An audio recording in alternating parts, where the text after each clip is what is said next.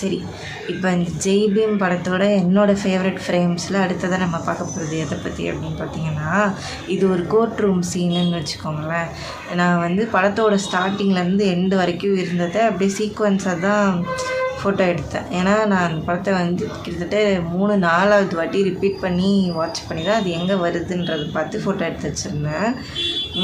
அப்படி எடுத்து வச்சுருந்த அந்த சீக்வன்ஸில் சொல்கிறேன். எனக்கு கொஞ்சம் கதை மறந்த மாதிரி இருக்குது.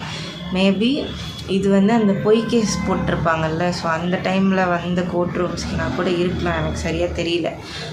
ஆனால் இது ஒரு கோர்ட் ரூம் சீன். சரியா, நான் ஃபஸ்ட்டு படிச்சிடுறேன்.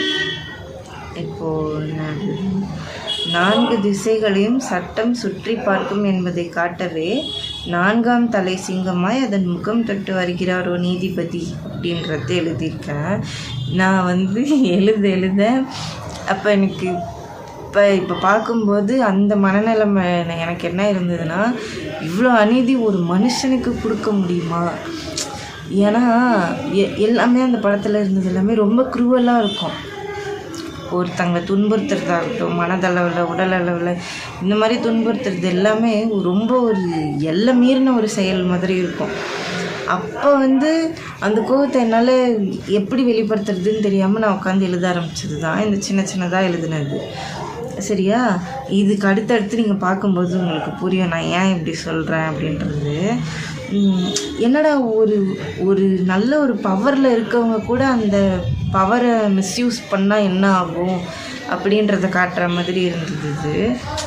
ஆனால் அந்த படமே சொல்கிறேன், ஒரு நல்ல பவரில் இருக்கவங்க வந்து அந்த பவரை மிஸ்யூஸ் பண்ணால், இல்லை அதை வந்து கரெக்டாக யூஸ் பண்ணாமல் விட்டால் அதோட விளைவுகள் என்ன அப்படின்றது தான் அந்த படமே. அது ஒரு உண்மை சம்பவமாக இருந்தாலும் படம் சொல்ல வர்றது அது தானே. சரி, இப்போ இதில் என்னன்னா, இது நீங்கள் பார்த்தாலே தெரியும், நீதிபதி வந்து அது பிளர்ராக தானே இருக்குது. இதில் வந்து அந்த சிங்கம் எல்லாம் தான் வந்து கிளியராக தெரியும். அந்த நீதிபதி வர்றது வந்து பிளர்ராக தெரியும்.